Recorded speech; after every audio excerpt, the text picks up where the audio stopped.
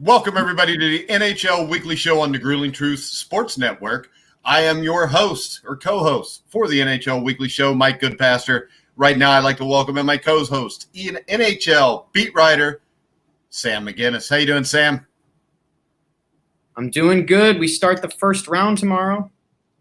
All right, and before we get to that, we have a sponsor for the NHL Weekly Show, and I'd like to take a moment to say thanks to our sponsor, Replenishing Care and Technologies, which uses cellular health technologies to help athletes of all levels achieve best performance and fitness. Now, some of you may recall Replenishing Care and Technologies founder and CEO, James G. Comerford, from previous shows where he talked about each of the specific cellular health technologies he uses specifically to help train athletes to recover, perform, and heal better. Now, this coming Wednesday, at August the 12th at 2:30 p.m. Eastern, James is going to join me to talk about one of my favorites of his technologies, and that's the high-powered pulsed electromagnetic field, or PEMF therapy. Now, the device his company sells just got Health Canada approval as a medical-grade device, which I'm sure James is really excited about. He's going to be here Wednesday at 2:30 to talk to us about the PEMF machine. And I know James is a big hockey fan. He's a former college-level goalie. He'll be able to talk about PEMF as it relates to playing hockey and other sports. And I know the devices he works with are used by a number of well-known hockey stars in the playoffs we're getting ready to talk about. So it should be a fun show. And if you want to check out more about the PEMF, or anything with Replenishing Care and Technologies, make sure you go to the website, www.rcandt.com. All right, Sam, the qualifying round, whatever they want to call it, what was your big takeaway there? Because to me, I mean, you had two 12 seeds win. You had the Blackhawks, the Canadians, which I know shocked you big time. So yeah. When you look at this, which one was the bigger shock? Which I think it was probably the Canadians for you. Yeah. So for me, when I was picking upsets, because you got to pick your upsets. You do. Not every good team is going to win every time. When looking at it, I saw the Blackhawks. They seemed exciting, and something to note is they're actually the youngest team in this tournament, but they also have some older leadership as well. And who are some of their best players. And we saw a Dominik Kubalik, who broke an NHL record for most points in an NHL debut or something like that for a playoff a rookie. But the thing that was for me is, on top of the fact that I already found them exciting, the Oilers, I also don't trust them. I know they have McDavid. I know they have Leon Draisaitl and all that. But it's just sometimes teams just rub you the wrong way. And we look at this season. They were hot and cold again, and then hot is very not consistent in that sense for at least a portion of time. And I know everybody goes through their stages, but yeah, between not trusting the Oilers and seeing the excitement from the Blackhawks, that's something where I took that. The Canadians, on the other hand, I saw more as a Detroit Lions kind of a team, which I know that's football, but you look at all of their stats, they were all meh. They were all below average. There was nothing really super exciting about this team, except maybe Carey Price, who did turn it on during the series, by the way. And then you had the Penguins, proven in the past. And I would start getting a little concerned as a Pens fan, because let's take a look at this. You won the Stanley Cup last in 2017. Okay, that's nice. 2018, you lost in the second round to the team you literally never lost to in that round, in the Washington Capitals. So then the next year, you got swept by the Islanders. Now you're losing to the Canadians in a qualifying round and not even making the technical playoffs. It's deteriorating. Yeah, and when we look at these series, I think by far the most competitive, the best series was the Columbus Blue Jackets, who beat the Toronto Maple Leafs. It's kind of expected to be the best series because you got an 8 seed against a 9 seed. Korpisalo was great in the game. Both goalies, I mean, games 1 and 2 were shutouts. Games 3 and 4, you get 2 3-goal comebacks. The last one, game 4, I like the Blue Jackets as the closest team to us. You've covered the Blue Jackets before as part of the press. And that game 4, up 3-0 with 4 minutes left, to lose that game, I think it really shows the resiliency of this team to be able to come back in game 5. In game 5, at the start of the game, to me, the Maple Leafs completely outplayed them. Columbus kept grinding. Korpisalo kept them in the game. And in the second and third periods, Columbus just kind of took off and manhandled Toronto, for lack of a better word, after that. Well, and here's the thing. Toronto was actually, I would say, at a disadvantage because they, during the series, they had some injuries to their defense, including Jake Muzzin, who is arguably their best defender. So for them to also then stay with the Blue Jackets, like I was already expecting the Blue Jackets to win in 5. I maybe would have thought, that the Maple Leafs could have won, but I did predict that. But the thing is they had already, in my opinion, were going to lose. But then you lose your defenseman in a team that's already bad defensively. So you're just making a problem worse. And that helps a struggling Blue Jackets offense to then turn it on. Or at least they were struggling during the regular season. But you see what I'm saying? For an offense that isn't as good, when the defense of the other team is really weak, it makes it easier for them. All right, so let's go ahead and let's preview the Western Conference first round, where the number 1 seed, the Vegas Golden Knights, will take on the Cinderella of the NHL season, or one of the two, the Chicago Blackhawks, who are the 8th seed. Now, the Golden Knights were 3-0 in the round-robin round, played very well. I think it kind of surprised both of us. And then Chicago came out and just dismantled Edmonton 3-1. The Golden Knights, who are just in their third season, are trying to win their first Stanley Cup championship. To do so, they got to get past the Blackhawks, who won the Cups 3 times since 2010 in this first round. What kind of shot do you give the Blackhawks here? I think they've got a good one. I'm still in my mind. It's hard because both of these teams, I can see it. But yeah, for the Blackhawks, there's definitely a chance. I think Corey Crawford is going to need to be on his game. I think the defense is going to need to be there. And I think they need to continue their offensive production. You've got Kane and Taves leading the way. But, if you get some more stuff like Dominic Kubalik in the first round, I think that'd be very beneficial. Yeah, and the other thing here is you have Corey Crawford in goal, who helped Chicago win the Cup in 13 and 15, who could be a huge difference maker here, I think. Yeah, it all depends on what his game looks like, because there's been questions more recently, but if he can come back to his earlier form, he'll be in much better shape. All right, so when you look at the series, it sounds like you may want to lean towards possibly picking the Blackhawks, Sam.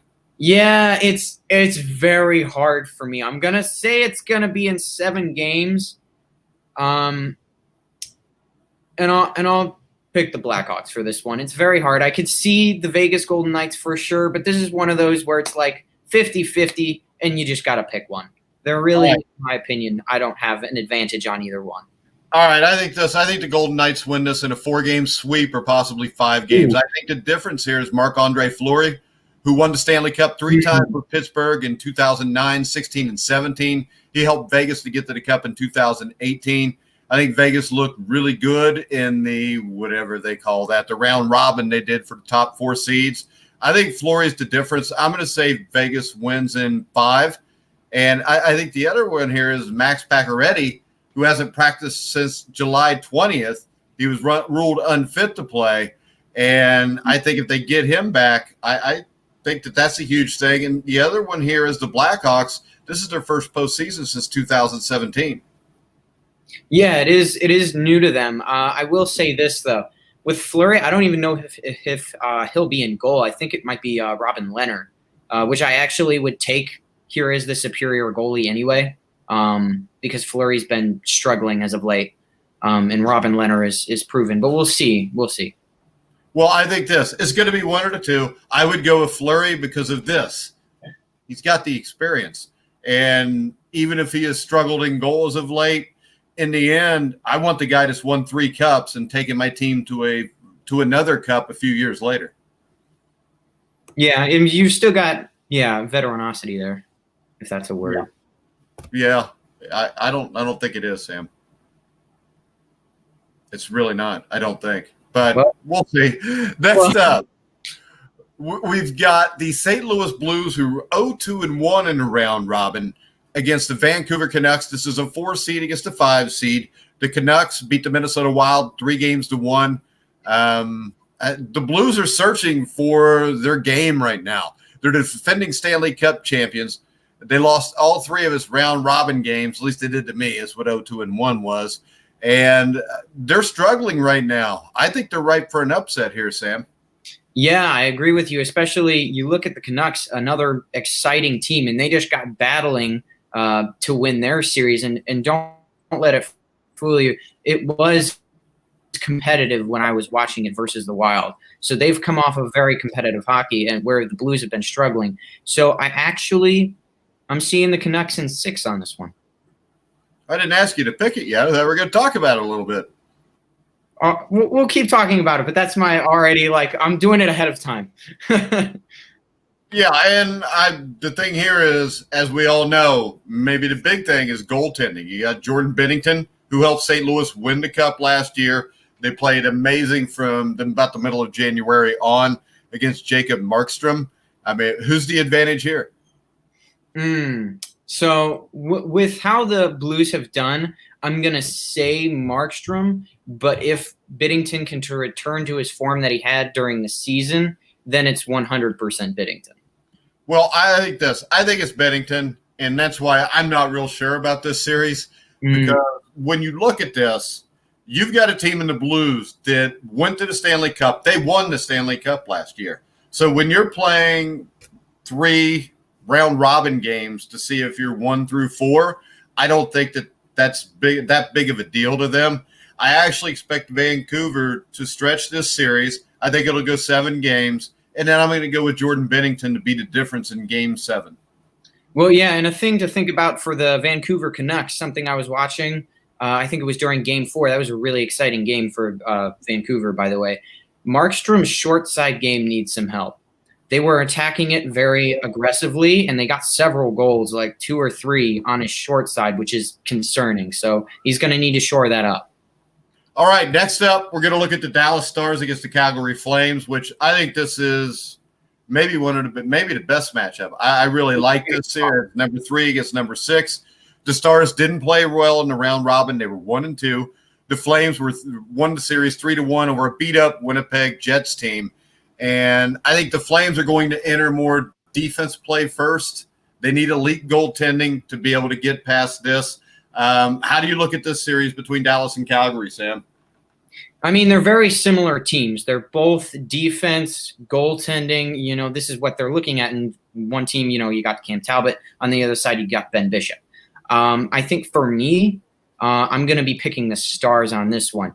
The Stars, we look at them last year, okay? They gave you just talked about the St. Louis Blues. They gave the St. Louis Blues a 7-game series run for their money, but this is where I get concerned. The reason they didn't win was because they couldn't score to save their lives. Ben Bishop had a 52 save performance. That's absolutely ridiculous. You could never ask your goalie to ever do that. So they're going to have to figure out how to score here, because I'm not concerned about their defense. I'm not concerned about their goaltending. They're set. They're going to have to figure out how to score, though. Yeah, and I think with Dallas, Pavlovsky, I think that's the guy that's got to get this done here. I thought he was phenomenal those first 3 round robin games, and I think he's the key here to be able to kickstart the offense for the Dallas Stars. Well, I mean, you paid for him, too. He moved from the Sharks. He had a not so great season. You ought to see some production for getting him. Yeah, and I think for the Flames, I think we saw Sam Bennett have an impactful series against the Winnipeg Jets. He had 3 points, 2 goals, 1 assist in 4 games. And I think a guy like him has really got to step up and have another performance like that for the Flames to have a shot here. Well, in this series, expect low scoring. I'm saying it right now. It's the 2-1 games, the 1-0 games. I wouldn't, the NHL, anything can happen. I wouldn't be surprised to see high scoring games too, but it's just going to be whoever. It's going to come down to the offenses, because the defenses, the goaltending will get it done. It's just going to be who can actually score. All right. So who do you got in this one? Dallas in 6. I've got Dallas in 7. I think Bishop will be the difference in the end, because you got to remember, I think he missed 2 of those 3 round robin games too. Well, and they've got a good backup in Anton Khudobin. So it's like they don't have depth in goaltending either. Like either of them can get it done. At least I saw him during the regular season. His numbers were very similar, if not better than Ben Bishop. So it's not like they can't get it done on the end of goaltending. And again, the 52 save performance in a clutch game, Ben Bishop did everything he could. I think we can say that Ben Bishop can get it done. It's just whether his offense can or not. Yeah. Then next up, we got the number 2 seed, Colorado Avalanche against the number 7 seed, the Arizona Coyotes. The Coyotes will try to pull off a second straight series upset. They beat the Nashville Predators 3-1 in the qualifying round. The Avalanche played really well, 2-0-1 in the round robin. The Avalanche, I'm going to pick in this series just because I think I picked them at the start to win the Stanley Cup. I think the Coyotes are dangerous here, but I think the Avalanche are just a little too strong. I think the Avs will get him. Here's the thing. Do go back, though. I want to point this out for a little bit of Predators back up here for a second. I am concerned for the Predators. Saros minus a game or two was bad during that series, and Pecorino you can't trust. So as the Nashville Predators, I don't know what they're going to do now, but they got to figure out something. But back to the point, yeah, I'm picking the Avs here. I think they're just a better team. And just sometimes you got to pick the better team. It's not, you can't always pick the upsets. Yeah, and one guy that I think surprised me in the qualifying rounds for the Coyotes was Clayton Keller. I think he's one of the most consistent performers from what we heard in their camp leading up to this. It continued into postseason. He had 4 points, 2 goals, 2 assists, 8 shots on goal, and 3 takeaways in an average of 12 minutes and 43 seconds of ice time. And when you look at him, I think for the Coyotes to win this, they got to have outstanding play in goal, and they got to find a way to score some goals here. And I think a guy like Clayton Keller could be a guy that could make a big difference there. Well, and here's the thing. Talking about goaltending, too, like you were saying, they've got Kemper. They've got a great goaltender. Again, this goes back to what we just got done talking about. Their problem is just scoring. And here's an interesting fact. Since the Coyotes got Taylor Hall, they were actually significantly worse than when they had him when they didn't have him. So I don't know why that all of a sudden sent their team down if he just doesn't mesh with the team very well. But they need to be able to score some goals. I'm not concerned about their defense and goaltending. They've got that down. It's going to come down to whether they can score or not. I think the Avs are better well-rounded and will get this done. All right, we're going to go to the Eastern Conference now. We're going to start off with the Columbus Blue Jackets against the Tampa Bay Lightning. We saw this series last year in the playoffs. Nobody gave the Blue Jackets a chance to win. They came out. They didn't just win. They dominated the Lightning. They swept them 4-0. Now we fast forward a year. The Lightning have a couple players banged up. They're still a highly talented team. They're probably still the favorite here. But I think with Korpisalo in goal, Tortorella's done a great – and I know that you don't like Columbus's coach, right, Sam? I don't like his attitude at times, but I've been impressed with how he's coached the team considering all the injuries and the Tampa Bay Lightning, the team they had to play. So I don't like his attitude at times, but I respect what he does on the ice or what his team does on the ice as a result of it. Yeah, and the Lightning are known for kind of falling apart when it comes playoff time.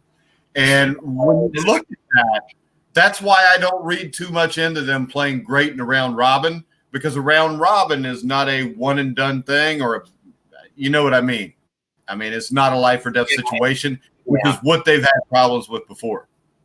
Yeah, it's the desperation they're missing. And I think maybe it's just because because I know I've had this happen before too when playing football, is when you get nervous and when you feel the pressure of expectation, you tend to do worse unless you're really good at just zoning that out. But when you can't, it becomes much harder.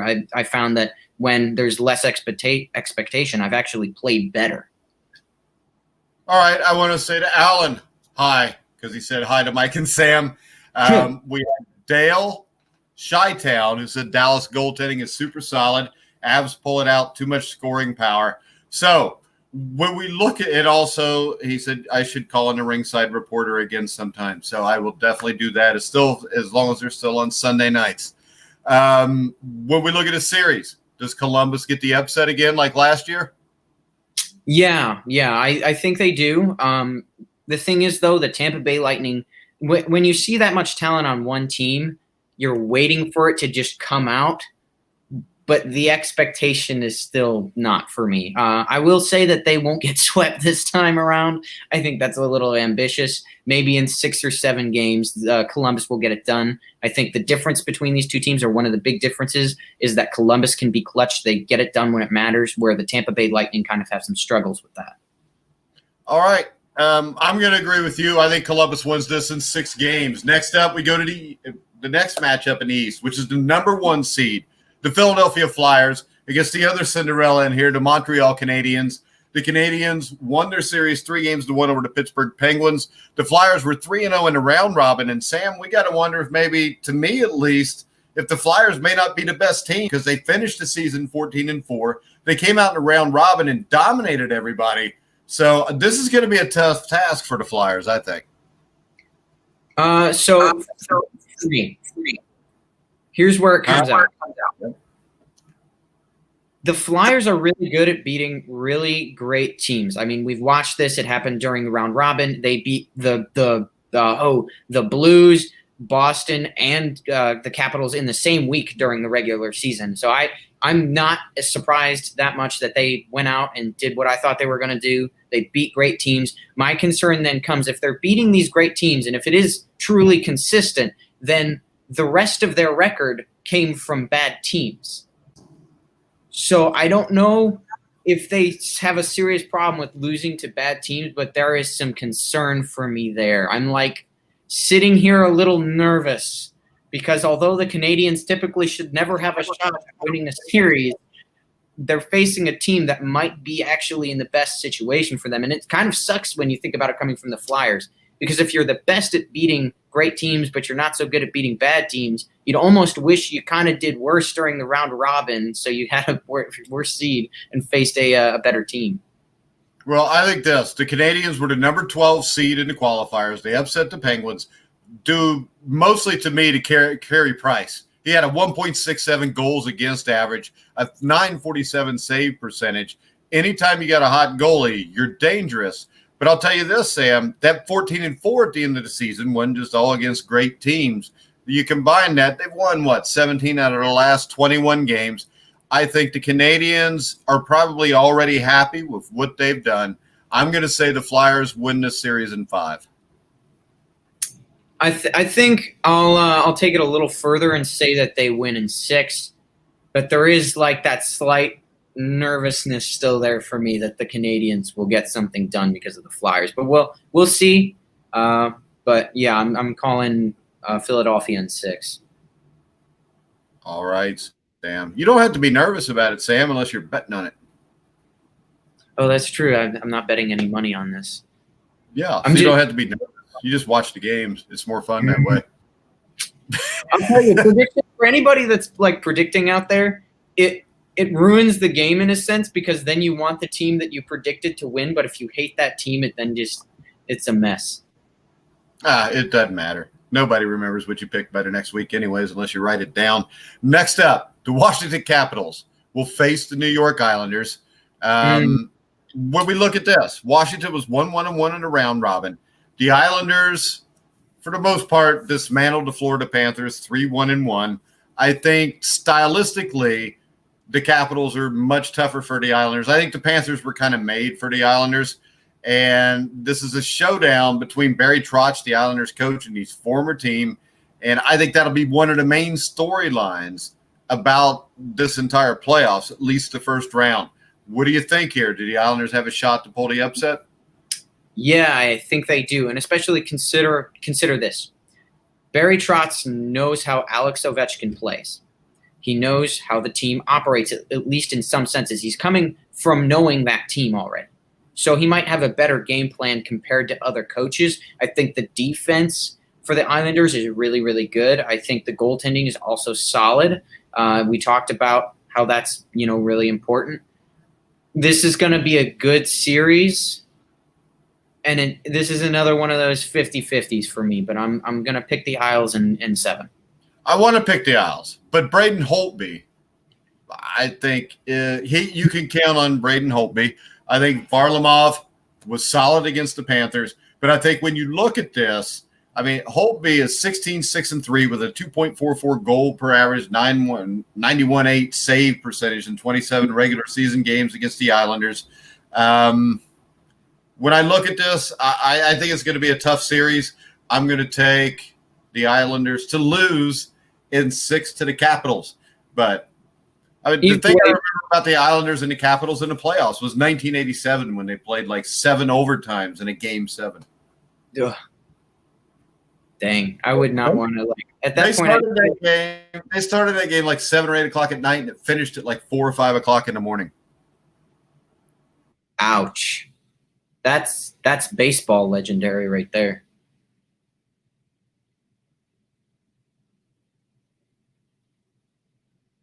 You still there?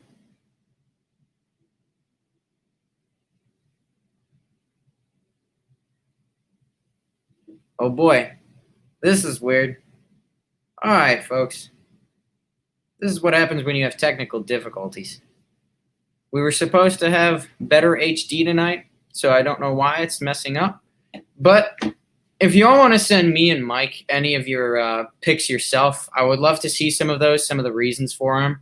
I know there's been a lot of conflicting things, and I think I can go back here for a minute to the Rangers actually. Because I want to talk about that for a minute. What I saw when we were playing Carolina and you saw the Rangers, the very first thing I noticed was that Carolina, their defense was just shutting down the Rangers. And the Rangers have a high-powered offense, okay? They were 5th in the league in goals per game. And when it comes down to it, what we saw at the end was that they were just getting outplayed because I could see the effort. I saw the zone time from the Rangers, but you just never saw the goals when they really needed them. And I think that's where it came down to in that specific series. Another thing, we can go back to the qualifying rounds again. The Islanders, on the other hand, okay, they took care of things. They got their business done. No question about that. The Panthers have some questions now. Okay, Bobrovsky played well. Their defense needed some serious help. And they just, again, getting outplayed. Very simple that way. But yeah, for any other qualifying rounds, I think we saw a lot. I think one of the best series, in my opinion, even though it was only 4 games, was the Canucks. It was a great series. But the thing is, I'm running out of things to say because Mike fell off a cliff here. I don't really have any way to stop this. So I will see you guys later. I appreciate you all watching. See you on the next NHL show.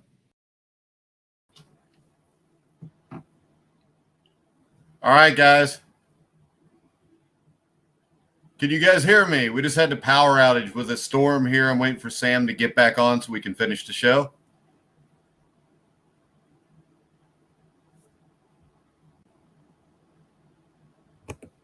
How'd y'all like me straight up coming up with stuff for like 2 minutes? Was it? I was for a few seconds here. Yeah, no, you were frozen for like 2 whole minutes, and I was just coming up with crap, hoping that like I could wait for you to like there was something else I could say. I was talking about the qualifying rounds. I probably could have talked more, but yeah. All right, Dark Ages 9117 says, I'm going to give an unpopular opinion on sports today, but I think it needs to be said. So Dark Ages, say it, as long as it's clean.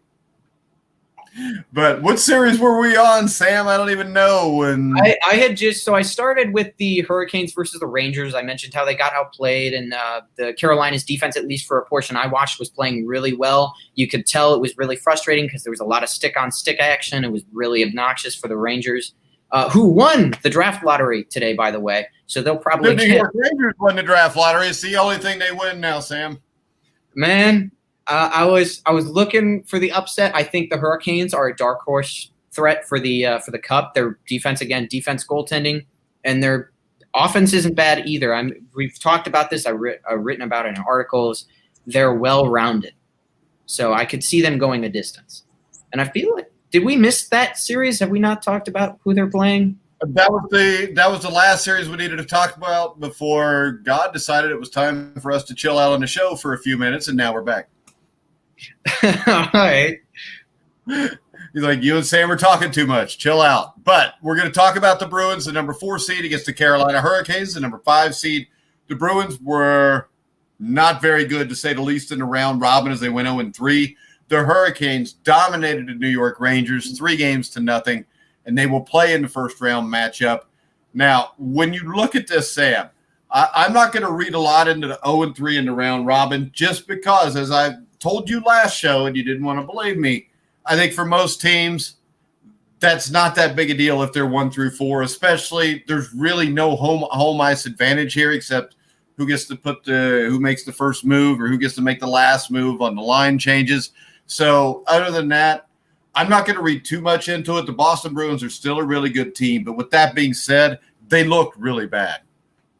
Yeah, I think there is a potential in this, and I know this was at least talked about somewhat, I think, is that this break could affect the Boston Bruins negatively. And if that truly is what's holding them down, I'm also seeing a lot of very good play from the Hurricanes, at least when they were playing against the Rangers, who had a high-powered offense. They're also going to be going against a high-powered offense in Boston. Boston really doesn't have a weakness, but I think in the end, I'm taking the Hurricanes. I know that the Hurricanes got swept last time around, but I'm seeing this as a potential. Now, it all depends on whether Boston opens up all that talent they got or not, though. Yeah, and I'm going to go with Carolina just because I like the underdog. I think they win in 6. It's still, I think Carolina coming off a series where they were playing for something, I think they're going to be more ready to go at the start of the series. I think maybe they jump out 2-0, maybe win 3 of the first 4, and then finish this in 6 or 7. All right, Dark Ages 9117. His unpopular opinion is, I think the reason the NHL came back was because of the big market teams and their need for money. I truly do believe the NHL did not want to resume their season, but teams like Montreal, Toronto, and Detroit and others forced them to come back because they wanted money and value that above all else. He also goes on to say, but basically whatever the big market teams want is what the major organizations are going to do. And he stands by that, even though it's unpopular to say. Sam, you have any opinion? I'll say you've got one thing right. They need money. I mean, they just stopped their season, and, they've got the playoffs coming, and then all of a sudden it's like, ugh! So, yeah, they definitely are in need of money.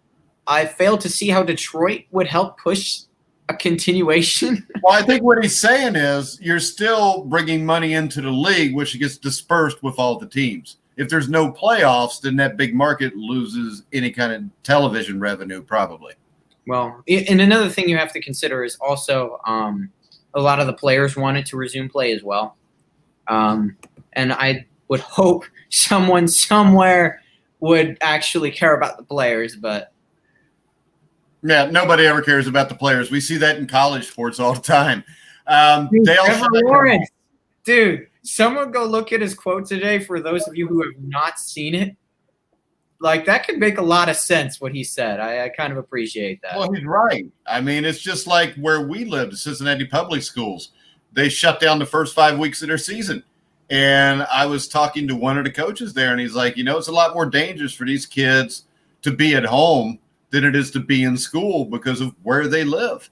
I mean, it's not a safe neighborhood. It's not a safe place to be. And you look at all the suicides that come up with it, but we're not going to get into that. That's for another show. And we probably have to have Steve Risley on to argue it with us. So Dale Shytown says the NHL and NBA are showing how it's done with the bubbles. My opinion on everything I've seen, Sam, is this. The NHL and NBA probably did it the best way. I think the NBA without a crowd looks like a 3-on-3 game at the park. But I think the NHL probably looks as close as we could get to actual hockey. I think the NBA has done an all right job. And Major League Baseball has just been a catastrophe. When you look, I think the St. Louis Cardinals have played like 5 or 6 games. So here's the thing. If you're going to do this, you have to be strict about it because otherwise somebody somewhere might get COVID and then you've got a whole big mess. potentially. So if you really want to do it, you really do have to be strict with the rules. I think when it comes to NHL, the games are still exciting. I'm sad the fans aren't there, but you don't really notice it. And I think that's really, like, you can still really get into into an NHL game. I watched the Lakers-Clippers game. I really enjoyed that too. I don't know if, like, you could consider less or more exciting. I don't know. But I think I've enjoyed watching sports again at the least. Well, and as Dale Shytown says, NHL with the tarps looks okay, kind of like a winter classic. And, I mean, from what I've seen, I've probably watched – I haven't watched any of the NBA. I've watched a few minutes. I've watched, plenty of hockey. Baseball-wise, I'll watch the Reds a little bit, but the cardboard cutout thing really annoys me. I know it's for charity. Oh, my gosh. It still annoys me, Sam. Whose idea was that? Maybe to promote our show, Sam, we need to make a cardboard cutout of both our faces with a gruelingtruth.com on there and see if we can get some people paying attention to it. Like, guys, I've got a great idea. Since we can't have fans, let's just remind people how depressing it is that they can't be there by having cardboard cutouts of them at the stadium. Well, the good thing is it does go to charity, but okay, I guess that, but like for me, that's just like, it's low and you have to. Oh man, we just lost Sam. His power must have went out now. And Dale Shytown, I've watched every White Sox game. And I actually like the cardboard cutouts. And that's fine. And like I said, the cardboard cutouts, once I found out that it was, for charity, I'm all right with it. And let's face it, Sam, if you look at Dale's question before you jumped off, I mean, I think that it annoyed me more when I thought it was just New York teams in LA that were doing it. Now that other teams are doing it, it doesn't seem to bother me as much. I don't know. I just thought it was really funny because, like, for charity, okay, I'm cool. I honestly didn't know that, so that's all cool. But like, if it was just if it was just the cardboard cutouts, I'm like, it's low. Again, when you have to put cardboard cutouts.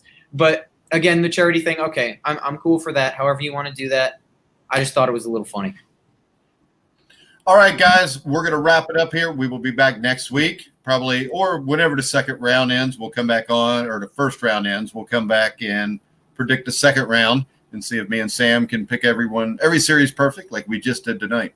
But I want to ever doing that with the NHL, literally ever. I want to remind everybody, tomorrow, 1 o'clock Eastern, me and Sam Teets will be back with the NFL show. That'll be daily, Monday through Friday at 1 o'clock now. You can hear us on just about anything podcast-wise. The podcast of this show will go up later tonight or early in the morning.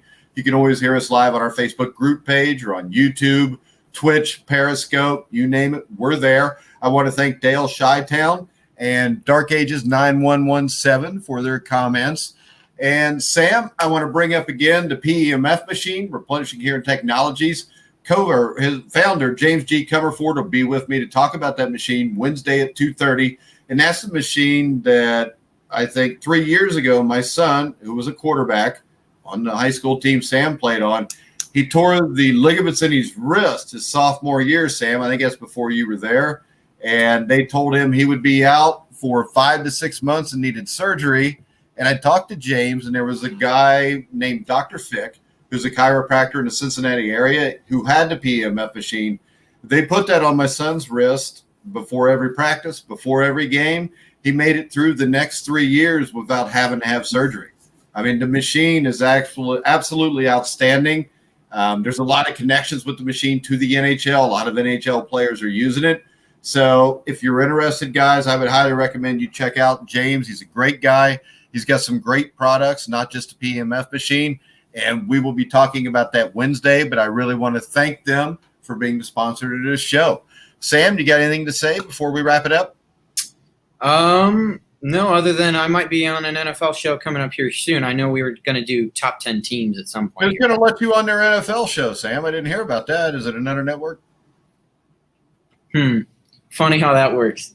Because you picked Kirk Cousins as the 6th best quarterback in the NFL. Hey, again, though, funny enough, with that list, despite the fact that we disagree almost every time I come on that show, for the most parts, our lists were pretty much the same. But Kirk Cousins really stands out, Sam. Yeah, I know you've mentioned it a few times. I mean, at least we agreed on most of them. We found a way for at least most. All right, guys, make sure you go check out Replenishing Care and Technologies. There will be a link on the podcast where you can go directly to them to check out their products. We will also tweet out about them periodically, probably daily right now, since they're one of the main sponsors. They are the main sponsor so far of this show. I want to thank Sam for coming on. I want to remind everybody that we will be back tomorrow, me and Sam Teets, possibly Sam McGinnis. We got to see what he's doing. So, and we are actually going to count down tomorrow NFL Power Rankings teams 32 through 17. And then on Wednesday, we're going to go teams 16 through 1, just kind of go through every team where they stand. That sounds like a lot of work, doesn't it, Sam? It sounds like I'm going to have to be real about the Detroit Lions again. Don't let anyone ever fool you. These people on this network, for some reason, have hope like yearly. I'm a Detroit Lions fan. You forget about it. There's no hope ever. You can just forget it. Throw it in the trash. Oh, it could be worse. You could be a Bears fan with Mitch Trubisky at quarterback. Isn't that right, Dale Chi-Town? Oh, Mitch Trubisky. Oh, he makes me laugh. Hey, but they got Nick Foles who could come in and lead them to the Super Bowl. Hey, whatever does it. Who cares? Yeah. But, all right, guys, we're going to go ahead. We're going to wrap it up. Make sure you check us out. Facebook group page, Grueling Truth. Well, see, Dale Chi-Town agreed with me. He said, yep, this is true. So make sure you check us out on our Facebook group page. Go find us on YouTube. Listen to all of our podcasts on iHeartRadio, iTunes, TuneIn, Spreaker, Stitcher, Spotify. Wherever you find sports podcasts, you'll find The Grueling Truth. So for now, for Sam McGinnis, I'm Mike Goodpaster. You've been listening to The Grueling Truth, where the legends speak.